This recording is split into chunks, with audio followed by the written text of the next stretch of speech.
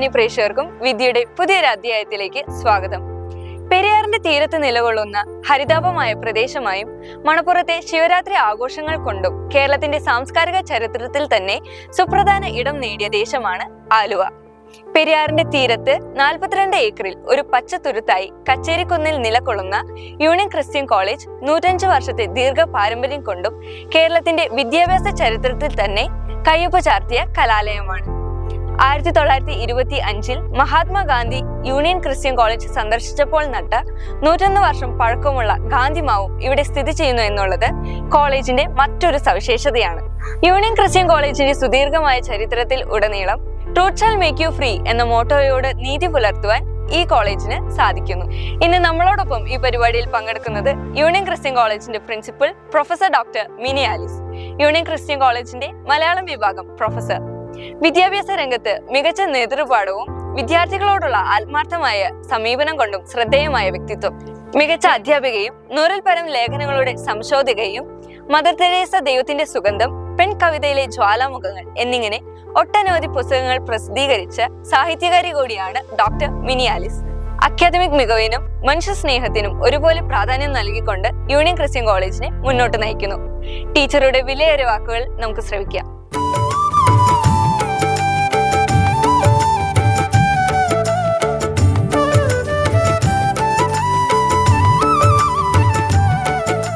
വിദ്യ എന്ന ഈ പരിപാടിയിലേക്ക് മാഡത്തിന് സ്വാഗതം.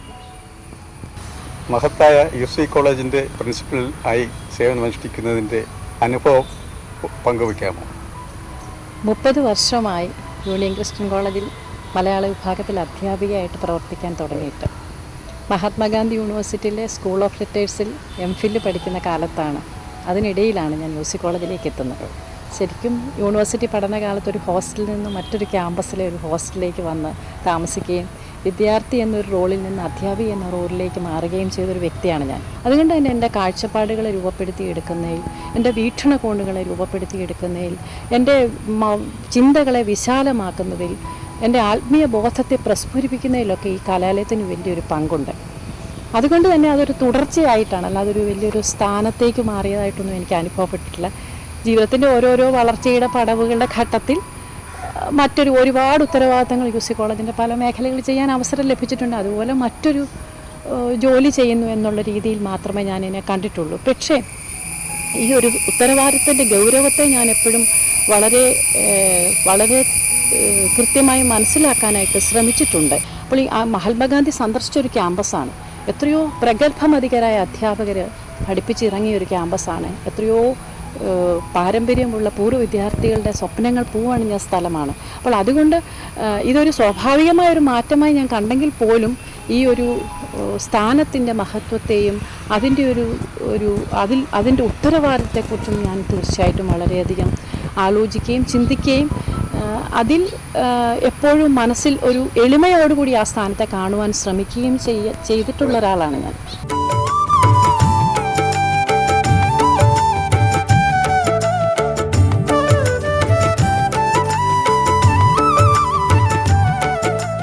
കോളേജിലെ വിദ്യാർത്ഥികളുടെ ഭാവി കരുപിടിപ്പിക്കുന്നതിൽ മാഡം എത്രത്തോളം ശ്രദ്ധാലുവാണ്? മാഡത്തിൻ്റെ വീക്ഷണങ്ങൾ എന്തൊക്കെയാണ്? വിദ്യാർത്ഥികളുടെ ജീവിതത്തിൽ ഒരു അധ്യാപകനും വലിയൊരു പങ്കുണ്ട്. ചിലപ്പോൾ ഇപ്പോൾ ഒരു പുതിയ കാലത്താണെങ്കിൽ നമുക്ക് പറയാൻ വേണമെങ്കിൽ ഏത് രാത്രിയിലും ഒരു മറുതലയ്ക്കൽ ഒരു അധ്യാപകനുണ്ട് എൻ്റെ ഫോൺ എന്ന് വിശ്വസിക്കുന്ന ഒരു വിദ്യാർത്ഥിക്ക് കിട്ടുന്ന ഒരു ആത്മവിശ്വാസം എന്ന് പറഞ്ഞാൽ ചെറുതല്ല. വിദ്യാർത്ഥികളുടെ സമൂഹം എന്ന് പറഞ്ഞാൽ പല സമൂഹമാണ് പലപ്പോഴും വരുന്നത്.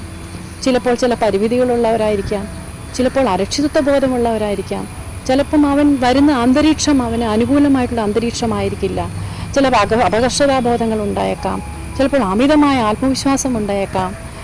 പലപ്പോഴും ഒരു അധ്യാപകൻ സാധാരണ ഒരു ഓഫീസിൽ ജോലി ചെയ്യുന്ന ആൾക്ക് 5 മണിക്ക് അയാളുടെ ജോലി കഴിയുമ്പോൾ ആ ജോലി അവസാനിക്കും. പക്ഷേ ഒരു അധ്യാപകൻ്റെ ജോലി അങ്ങനെയല്ല, അയാളുടെ ജോലി ജീവിതത്തിലുടനീളം തുടരുന്നതാണ്. പലപ്പോഴും UC കോളേജിൻ്റെ ഒരു പ്രത്യേകത, UC കോളേജിനകത്ത് ക്വാർട്ടേഴ്സുകളിലാണ് അധ്യാപകർ താമസിക്കുന്നത്. ഞാനും അങ്ങനെ ക്വാർട്ടേഴ്സിൽ താമസിച്ച ഒരു അധ്യാപികയാണ്. അതുകൊണ്ട് തന്നെ പലപ്പോഴും നമ്മുടെ ജീവിതത്തോട് ചേർന്നാണ് വിദ്യാർത്ഥി ജീവിതവും പലപ്പോഴും സംഭവിക്കുക. അതുകൊണ്ട് തന്നെ ഞാൻ അധ്യാപനത്തെ ഒരിക്കലും ക്ലാസ് മുറിയിൽ തീർന്നു പോകുന്ന ഒന്നായിട്ട് ഞാൻ കണക്കാക്കിയിട്ടില്ല. മാത്രമല്ല എനിക്ക് ക്ലാസ് മുറിക്കകത്തും അതെ, എനിക്ക് എത്രയധികം വലിയ ദുഃഖങ്ങളോടുകൂടി ഓടി വന്ന് ക്ലാസ്സിൽ കയറിയിട്ടുള്ള അവസരങ്ങളുണ്ട്. പക്ഷേ ക്ലാസ്സിൽ കയറി ഒരു 5 മിനിറ്റ് വിദ്യാർത്ഥികളുടെ ചിരിക്കുന്ന മുഖം കണ്ടു കഴിഞ്ഞാൽ അവരോട് സംസാരിച്ച് കഴിയുമ്പോൾ നമ്മളുടെ വിഷയത്തിലേക്ക് പ്രവേശിച്ച് കഴിയുമ്പം നമ്മളുടെ ജീവിതത്തിലെ എല്ലാ ദുഃഖങ്ങളെയും മറന്ന് മറ്റൊരാളായിട്ടാണ് ക്ലാസ്സിൽ നിന്ന് തിരിച്ചിറങ്ങി വരുന്നത്. അങ്ങനത്തെ ഒരു ട്രാൻസ്ഫോർമേഷൻ എനിക്ക് ജീവിതത്തിൽ പലപ്പോഴും അനുഭവപ്പെട്ടിട്ടുണ്ട്. എൻ്റെ ഒരു പൂർവ്വ വിദ്യാർത്ഥി പലപ്പോഴും എന്നോട് UC കോളേജിലെ മലയാള വിഭാഗത്തെക്കുറിച്ച് പറഞ്ഞിട്ടുണ്ട്. എന്നോട് പറയുന്നൊരു സെൻറ്റൻസ് ഇതാണ്: ടീച്ചർ, നിങ്ങളെയൊക്കെ കണ്ടുമുട്ടിയില്ലായിരുന്നെങ്കിൽ, ഈ UC കോളേജ് ഞാൻ എത്തിയില്ലായിരുന്നെങ്കിൽ ഞാനൊരു കള്ളമണൽ വാരുന്ന ലോറിയിലെ ക്ലീനർ ആകുമായിരുന്നു. ഞാനവരോട് ചോദിക്കും, എന്താ നീ ഇങ്ങനെ പറയുന്നത്? അപ്പോൾ പറയും, ടീച്ചർ, ഞാൻ കോളേജിൽ വരുന്ന സമയത്ത് എൻ്റെ അച്ഛൻ ഓടിച്ചിരുന്ന ലോറിയിൽ കള്ളമണൽ വാരുന്ന ലോറിയായിരുന്നത്.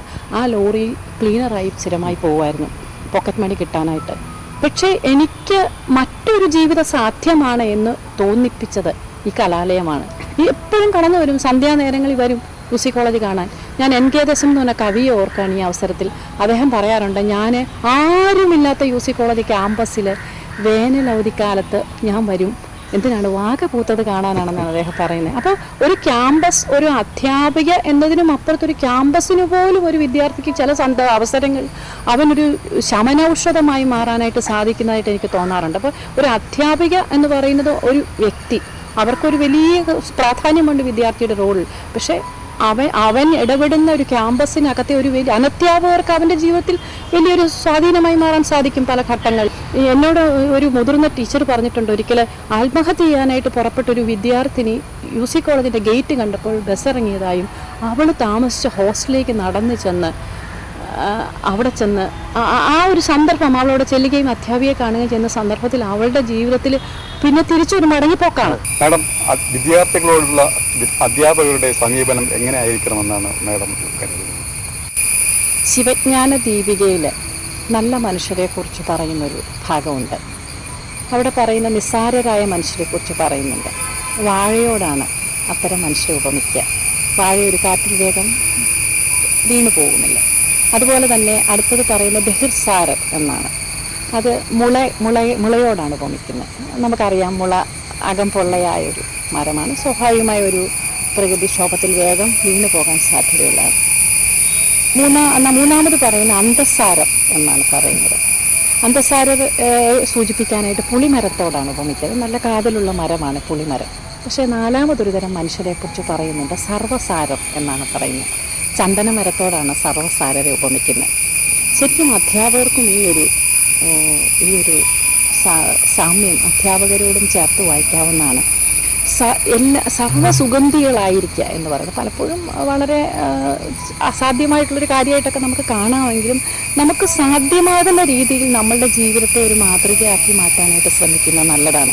നമ്മുടെ കാഴ്ചപ്പാടുകൾ, നമ്മളൊരു വിഷയം പഠിപ്പിക്കാനായിട്ട് ചെയ്യുന്നത് വളരെ സമകാലികമായിരിക്കണം. നമ്മൾ ആഴമുള്ള അറിവിനോടൊപ്പം സമകാലികത നമുക്കുള്ള ഉണ്ടായിരിക്കണം. മാറി വരുന്ന ജീവിത സാഹചര്യങ്ങൾ, ജെൻ-Z സ്റ്റുഡൻസാണ് കോളേജുകളിൽ വരുന്നത്. അവരുടെ മാറിയ ചിന്താഗതികൾ, അവരുടെ ആവിഷ്കരണ സ്വാതന്ത്ര്യം, ഇതിനെക്കുറിച്ചൊക്കെ നമ്മൾ തിരിച്ചറിയണം. ക്ലാസ് മുറിയിലെത്തുമ്പോൾ കണ്ടംപററിനെസ് അധ്യാപകന് വളരെ ആവശ്യമായ ഒരു കാര്യമാണെന്നാണ് ഞാൻ വിശ്വസിക്കുന്നത്.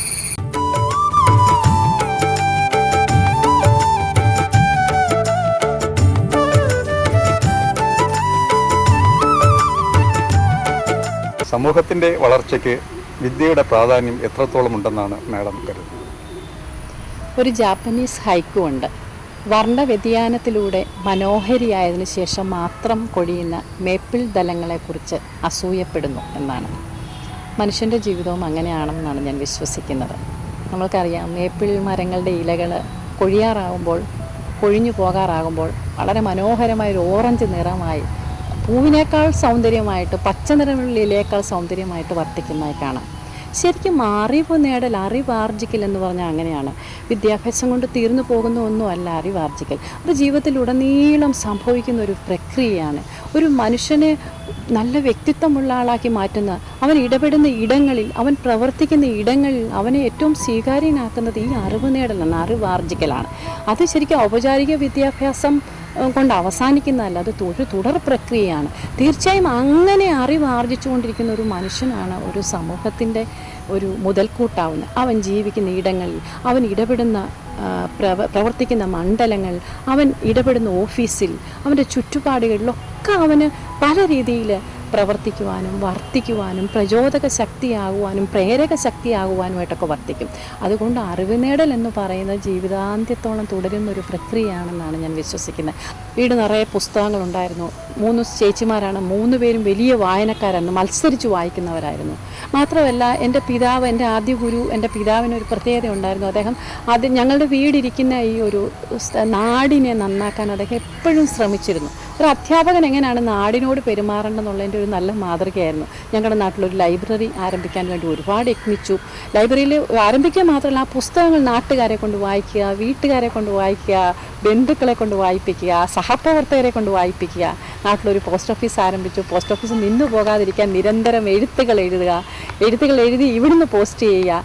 സ്വന്തം സ്കൂളിൽ ചെന്നിട്ട് സ്കൂളിലെ പോസ്റ്റ് ഓഫീസിൽ എഴുത്തുകൾ ഇടുക, ഈ പോസ്റ്റ് ഓഫീസിലേക്ക്. അങ്ങനെ പോസ്റ്റ് ഓഫീസ് നിന്നു പോകാതിരിക്കാൻ. അപ്പോൾ എനിക്ക് നല്ലൊരു മാതൃകയായിട്ട് ആ ഒരു പിതാവ് ശരിക്കും വീട്ടിലുണ്ടായിരുന്നു. കെ.എസ്. കുര്യാക്കോസ് എന്നായിരുന്നു പേര്. പിന്നീട് വാർദ്ധക്യത്തിലെത്തിക്കഴിഞ്ഞു അദ്ദേഹം 2 പുസ്തകങ്ങളൊക്കെ പ്രസിദ്ധീകരിച്ചിട്ടുണ്ട്. ലോക ക്ലാസിക്കുകളൊക്കെ വായിക്കാൻ 101 ബാലകഥകൾ എന്ന് പറഞ്ഞ പുസ്തകമൊക്കെ ഞാൻ ഇപ്പോഴും ഓർക്കും. വളരെ ലോകപ്രശസ്തമായ കഥകളാണ് അതിലൂടെ വായിച്ചത്. എത്രയോ ലോകപ്രശസ്തമായ കഥകൾ, കുട്ടികൾക്ക് ഇണങ്ങുന്ന രീതിയിലുള്ള കഥകൾ നമുക്ക് ചെറുപ്പകാലത്ത് എടുത്തു തരികയും വായിക്കുവാൻ പ്രേരിപ്പിക്കുകയും ചെയ്തിരുന്നു. പിന്നെ വ്യക്തിപരമായ ജീവിതത്തിൽ എനിക്ക് വളരെ പ്രത്യേകതയുള്ളൊരു അനുഭവം കൂടെ പറയാനുണ്ട്. എൻ്റെ പിതാവ് ഡിസംബറിലാണ് ഈ ലോകത്തോട് യാത്ര പറഞ്ഞത്. ആ സന്ദർഭത്തിൽ ഞാൻ പ്രിൻസിപ്പളായി ജോലി ചെയ്യുന്നൊരു സന്ദർഭത്തിൽ എനിക്ക് പലപ്പോഴും കോളേജിൽ ഇടയ്ക്കിടയ്ക്ക് വന്നു പോകേണ്ടി വരുമായിരുന്നു. ആ സന്ദർഭത്തിൽ വൈകുന്നേരങ്ങളിൽ 5:30-ക്കും 6:00-നും ഒക്കെ ഒറ്റയ്ക്ക് ഞാൻ ഡ്രൈവ് ചെയ്ത് പല പ്രാവശ്യം എനിക്ക് ഹോസ്പിറ്റലിലേക്ക് പോവുകയും അവിടെ നിന്ന് ഒരു രാവിലെ തിരിച്ച് ഡ്രൈവ് ചെയ്ത് വരികയും വൈകുന്നേരം തിരിച്ച് വീണ്ടും തന്നെത്താൻ വണ്ടി ഓടിച്ച് 3-3.5 മണിക്കൂർ വണ്ടി ഓടിച്ച് നാട്ടിലേക്ക് പോവുകയൊക്കെ ചെയ്യുന്ന സാഹചര്യങ്ങളുണ്ടായിരുന്നു. ആ സന്ദർഭത്തിലാണ് ഞാൻ തിരിച്ചറിയുന്നത് എൻ്റെ പിതാവ് അദ്ദേഹത്തിൻ്റെ അവസാന നാളുകൾ എനിക്കൊരു വിദ്യ. കാരണം അതിനു മുമ്പ് ഞാൻ ഒരിക്കലും ഒറ്റയ്ക്ക് ഇത്ര ദീർഘദൂരം രാത്രി ഓടിക്കാനെന്നുള്ളൊരു മനോധൈര്യം എനിക്കുണ്ടായിരുന്നില്ല. അതുകൂടെ എനിക്ക് പകർന്നു തന്നിട്ടാണ് പോയതെന്ന് ഞാൻ പലപ്പോഴും എൻ്റെ ആദ്യ ഗുരുവിനെക്കുറിച്ച് ഞാൻ അങ്ങനെ ആലോചിക്കാറുണ്ട്. മാത്രമല്ല ആ സന്ദർഭങ്ങളിൽ എനിക്കൊരു പ്രിൻസിപ്പളായതിനു ശേഷം എൻ്റെ വായന നഷ്ടപ്പെട്ടു പോയി എന്നുള്ളൊരു വലിയൊരു ദുഃഖം എനിക്കുണ്ടായിരുന്നു. ഒറ്റയ്ക്ക് ഈ 3.5 മണിക്കൂർ യാത്ര ചെയ്ത സന്ദർഭങ്ങൾ ആ സന്ദർഭങ്ങൾ കൊണ്ടൊരു 5-6 ലോക ക്ലാസിക്കുകൾ ഞാൻ ഓഡിയോ ബുക്കുകളായിട്ട് കേട്ടിരുന്നു. ഒരു പക്ഷേ എൻ്റെ ഉള്ളിലെ സങ്കടങ്ങൾക്കൊരു ഔഷധമായിട്ട് ആ പുസ്തകങ്ങൾ വർത്തിച്ചിരുന്നു. മാത്രമല്ല ഞാൻ എപ്പോഴും ഓർക്കുന്നത് എൻ്റെ പിതാവ് അവസാന ശ്വാസത്തിന് മുമ്പും മകൾക്ക് ചില വിദ്യ പകർന്നു തന്നിട്ടാണല്ലോ പോയതെന്ന് ഞാൻ ഓർക്കാറുണ്ട്. എൻ്റെ പേരിലൊരു പ്രത്യേകതയുണ്ട്. എൻ്റെ പിതാവിൻ്റെ പേര് അദ്ദേഹം എൻ്റെ പേരിനോട് ചേർത്തില്ല. മിനി ആലീസ് എന്നാണ് എൻ്റെ പേര്. ഞാൻ ഓർക്കും 90 വയസ്സിലാണ് അദ്ദേഹം മരിക്കുന്നത്. അപ്പോൾ എത്ര മുമ്പ് ഉള്ളൊരു തലമുറയിൽ ഒരു മനുഷ്യൻ ഒരു പെൺകുട്ടിയുടെ ജീവിതം എങ്ങനെ ആകണം എന്നതിൻ്റെ ഒരു കാഴ്ചപ്പാട്, ഒരു പെൺകുട്ടി സ്വയം പര്യാപ്തയാവണം അവൻ്റെ പേരിൽ പോലും എന്ന കാഴ്ചപ്പാട് പോലെ എൻ്റെ പേരിലൂടെ ആവിഷ്കരിച്ചിട്ടാണ് അദ്ദേഹം ഈ ലോകത്ത് നിന്ന് യാത്ര പറഞ്ഞത്. അതുകൊണ്ട് തന്നെ വീട് എന്ന് പറയുന്നതും പിതാവ് എന്ന് പറയുന്നതും എനിക്ക് ഗുരുവും ഒരു വലിയൊരു പ്രചോദനാത്മകമായ ഒരു വ്യക്തിത്വവുമാണ്.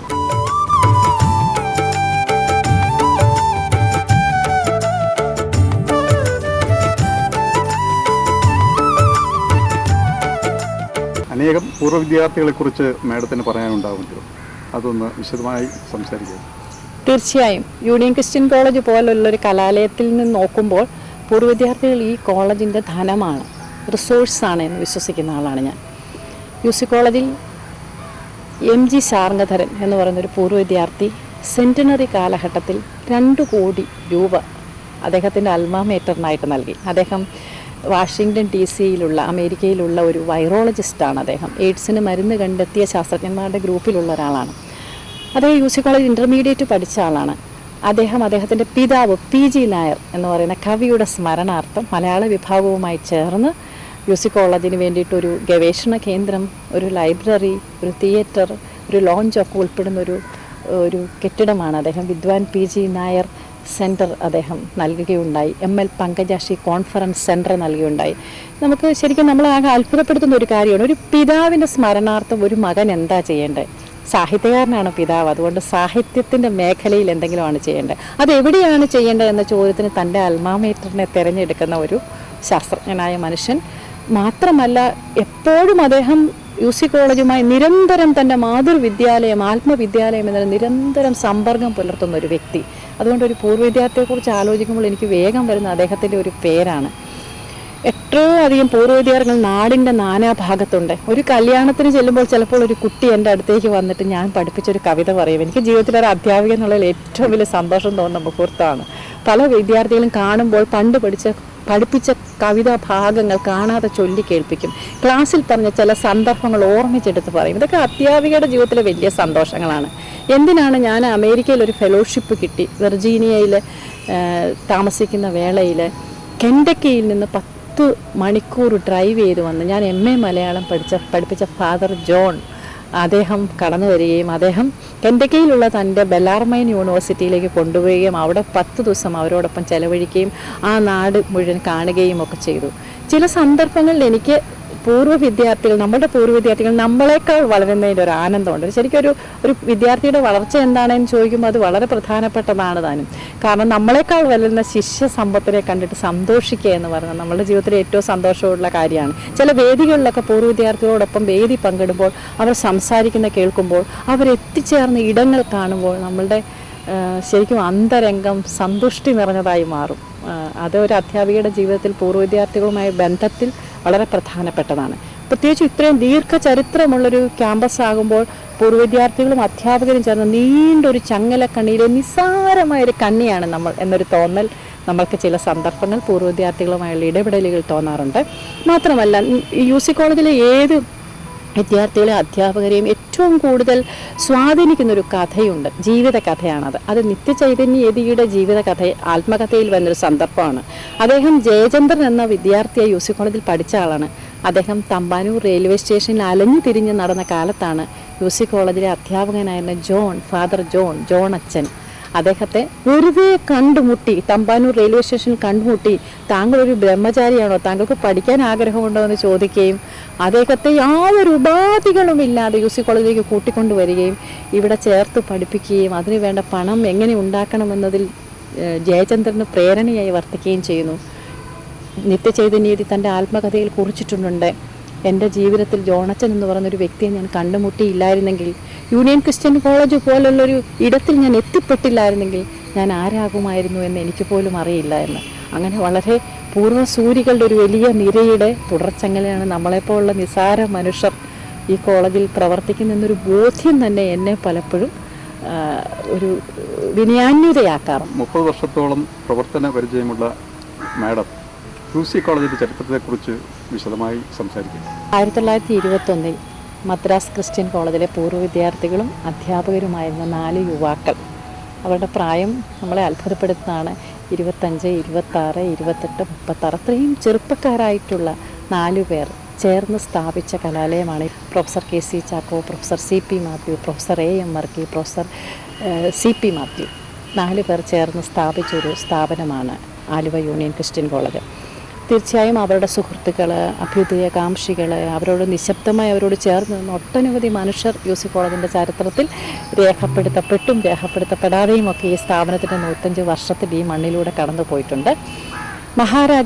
തിരുവിതാംകൂർ മഹാരാജാവ് കരമൊഴിവായി നൽകിയ ഭൂമിയും അതിലുള്ള കച്ചേരി മാളികയും, അതാണ് UC കോളേജിൻ്റെ ആദ്യത്തെ കെട്ടിടം.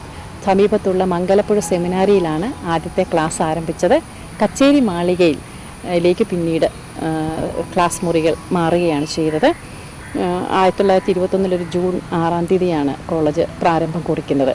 ഈ കച്ചേരി മാളിക പിന്നീട് 2 നില കെട്ടിടമായി മാറുകയാണ്. ഏതാണ്ട് 200 പരം വർഷം പഴക്കമുണ്ട് അതിന്.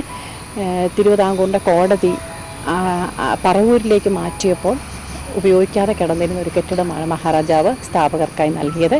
അവരോടൊപ്പം പ്രവർത്തിച്ചിരുന്ന വളരെ പ്രമുഖരായവരുണ്ട്. DP ഉണ്ണി സാറ്, അതുപോലെ തന്നെ തൊട്ടു പിന്നാലെ വന്ന കുറ്റിപ്പുഴ കൃഷ്ണപിള്ള സാറ്, മലയാളം ആദരിക്കുന്ന കുറ്റിപ്പുഴ കൃഷ്ണപിള്ള സാർ UC കോളേജിലെ അധ്യാപകനായിരുന്നു. അരുവാമുദം അയ്യങ്കാർ എന്ന് പറയുന്ന അദ്ദേഹത്തിൻ്റെ ഒരു വരി എപ്പോഴും പറയാറുണ്ട് ആലുവയെക്കുറിച്ചും UC കോളേജിനെക്കുറിച്ചും. There is something in Aluva that money cannot buy എന്ന് പറയുന്നത്. പണം കൊണ്ട് നേടാനാവാത്ത ഒന്ന് ആലുവയിലുണ്ട്, അതാണ് UC കോളേജ് എന്നാണ്. ഈ 105 വർഷമായിട്ട് അധ്യാപക നിയമനത്തിനോ അനധ്യാപക നിയമനത്തിനോ മറ്റോ ഏതൊരു തരം നിയമനങ്ങൾക്കും ഒരു ജോലി കിട്ടുന്നതിന് ഒരു പണം പോലും വാങ്ങിക്കാത്ത കേരളത്തിലെ മഹത്തായൊരു സ്ഥാപനമാണ് UC കോളേജ്. സ്ഥാപകരുടെ ആ പാരമ്പര്യം, അരുവാമദം അയ്യങ്കാരുടെ ആ വരികളുടെ ഒരു അന്തസാരത്തെ ഇന്നും കോളേജ് തുടരുന്നുണ്ട്. ആ കാലത്ത് അനന്തരാമൻ, വെങ്കട്ടരാമൻ ഒക്കെ പോലുള്ള പ്രശസ്തരായ അധ്യാപകരെക്കുറിച്ച് ആ കാലത്ത് സേവനമനുഷ്ഠിച്ചിരുന്നവരെക്കുറിച്ച് കേട്ടിട്ടുണ്ട്. അതുപോലെ തന്നെ UC കോളേജിൻ്റെ ആദ്യത്തെ കോളേജ് മാഗസിൻ 1925 പുറത്തിറങ്ങുന്നത്. അപ്പോൾ അതിൻ്റെ എഡിറ്ററായിരുന്ന മൽക്കം മാഗ്രിഡ്ജാണ്, ഏറ്റവും BBCD ഒക്കെ എഡിറ്ററായിരുന്ന പ്രശസ്തനായ മൽക്കം മാഗ്രിഡ്ജാണ് UC കോളേജ് മാഗസിൻ്റെ ആദ്യത്തെ editor. 1925 Mahatma Gandhi union Christian college സന്ദർശിച്ചത്. മഹാത്മാഗാന്ധി നട്ട മാവ് ഓഫീസ് കെട്ടിടത്തിന് മുന്നിൽ ഇന്നും കായ്ക്കുകയും പൂക്കുകയും ചെയ്തുകൊണ്ട് UC കോളേജിൻ്റെ ഒരു തണലായി നിൽക്കുന്നുണ്ട്. UC കോളേജിന് അന്നത്തെ അധ്യാപകർക്ക്, സ്ഥാപകർക്ക് ദേശസ്നേഹത്തെക്കുറിച്ച്, രാജ്യത്തെക്കുറിച്ച് ഒക്കെ ഉണ്ടായിരുന്നൊരു സങ്കല്പത്തെയാണ് ഈ മാവ് പ്രതിനിധാനം ചെയ്യുന്നത്. കാരണം ഒരു കൊളോണിയൽ കാലഘട്ടമാണ്. ക്രിസ്ത്യൻ സ്ഥാപനങ്ങൾ ബ്രിട്ടീഷുകാരോട് വലിയ ആഭിമുഖ്യം പുലർത്തിയിരുന്ന ഒരു കാലഘട്ടമാണ്. ആ കാലത്ത് മഹാത്മാഗാന്ധിയെ, വൈക്കം സത്യാഗ്രഹത്തിന് വന്ന് മഹാത്മാഗാന്ധിയെ വിളിച്ചു കൊണ്ടുവന്ന് ഇവിടുത്തെ വിദ്യാർത്ഥികളോട് സംസാരിപ്പിച്ച് അവരുടെ ദീർഘവീക്ഷണത്തിൻ്റെയും ദേശബോധത്തിൻ്റെയും അവരുടെ രാഷ്ട്രീയ ബോധത്തിൻ്റെയും ഒക്കെ ആവിഷ്കാരമായിട്ട് ഈ തേന്മാവിനെ നമുക്ക് കാണുവാനായിട്ട് സാധിക്കും. 6 അധ്യാപകരും ഏതാണ്ട് 64 വിദ്യാർത്ഥികളുമേ ആരംഭിച്ച ഈ സ്ഥാപനം ഇന്ന് 2750 പരം വിദ്യാർത്ഥികൾ പഠിക്കുന്ന സ്ഥാപനമാണ്. 18 ഡിപ്പാർട്ട്മെൻറ്റുകളുണ്ട്, 18 UG പ്രോഗ്രാമുകളുണ്ട്, 14 PG പ്രോഗ്രാമുകളുണ്ട്, 11 റിസർച്ച് ഡിപ്പാർട്ട്മെൻറ്റുകളുണ്ട്. 42 ഏക്കറിൽ പെരിയാറിൻ്റെ തീരത്ത് ഒരു പച്ചത്തുരുത്തായിട്ട് കിടക്കുന്ന ഒരു ക്യാമ്പസാണിത്. എത്രയോ വൈവിധ്യമുള്ള മരങ്ങൾ, എത്രയോ വൈവിധ്യമുള്ള സസ്യജാലങ്ങൾ, പക്ഷിജാലങ്ങൾ, വിദ്യാർത്ഥികൾ, അധ്യാപകർ, അനധ്യാപകർ എല്ലാം ചേർന്നൊരു മനുഷ്യൻ്റെ ഒരു ജീവിതത്തെ ആവിഷ്കരിക്കുന്ന ഒരു ഇടമായിട്ടാണ് ഞങ്ങൾ UC കോളേജിനെ തിരിച്ചറിയുന്നത്. UC കോളേജിൻ്റെ ചാപ്പലിൽ സ്ഥാപകർ എഴുതി തയ്യാറാക്കിയ ഒരു പ്രാർത്ഥനാ പുസ്തകമുണ്ട്. UC കോളേജിലെ അധ്യാപകർ എല്ലാ ആഴ്ചയും പൂർവ്വ വിദ്യാർത്ഥികൾക്ക് വേണ്ടി പ്രാർത്ഥിക്കും. എഴുതി തയ്യാറാക്കിയ മനോഹരമായൊരു പ്രാർത്ഥനയുണ്ട്. ടാഗോറിൻ്റെ ഗീതാഞ്ജലിയിൽ നിന്നും ഈശോവാസി ഉപനിഷത്തിൽ നിന്നുമൊക്കെയുള്ള വരികൾ തർജ്ജമ ചെയ്ത് ഇംഗ്ലീഷിലാക്കി ചേർത്ത ഫ്രാൻസിസ് അസീസിയുടെ മനോഹരമായ the make me an instrument of your piece, make me an instrument of your piece എന്ന് പറയുന്ന വരികളൊക്കെ എഴുതി ചേർത്തിട്ടുള്ള മനോഹരമായൊരു പ്രാർത്ഥനാ പുസ്തകം ഈ ക്യാമ്പസ് മുന്നോട്ട് വയ്ക്കുന്ന, ഈ കോളേജ് മുന്നോട്ട് വയ്ക്കുന്ന വിശാലമായ ബോധ്യത്തെ, വിദ്യാഭ്യാസത്തെക്കുറിച്ച്, മനുഷ്യനെക്കുറിച്ച്, പൗരനെക്കുറിച്ചൊക്കെ പുലർത്തുന്ന വിശാല ബോധ്യത്തെ ആവിഷ്കരിക്കുന്ന ഒരു പ്രാർത്ഥനാ പുസ്തകം ഞങ്ങൾക്ക് സ്വന്തമായിട്ടുണ്ട്. ഈ കോളേജ് NAC അക്രഡിറ്റേഷൻ A++ ലഭിച്ചൊരു കോളേജാണ്. 42 ഏക്കറിൽ പരന്നു കിടക്കുന്ന കച്ചേരിക്കുന്ന് എന്ന നാട്ടുകാർ വിളിക്കുന്ന ഈ പ്രദേശം UC കോളേജ് എന്ന പേരിൽ തന്നെയാണ് ഈ സ്ഥലനാമവും കോളേജിൻ്റെ പേരും ഒന്നാണ്. UC കോളേജ് PO എന്നാണ് ഞങ്ങളുടെ പോസ്റ്റ് ഓഫീസിൻ്റെ പേര്. ഈ പ്രദേശം UC ജംഗ്ഷൻ എന്നാണ് അറിയപ്പെടുന്നത്.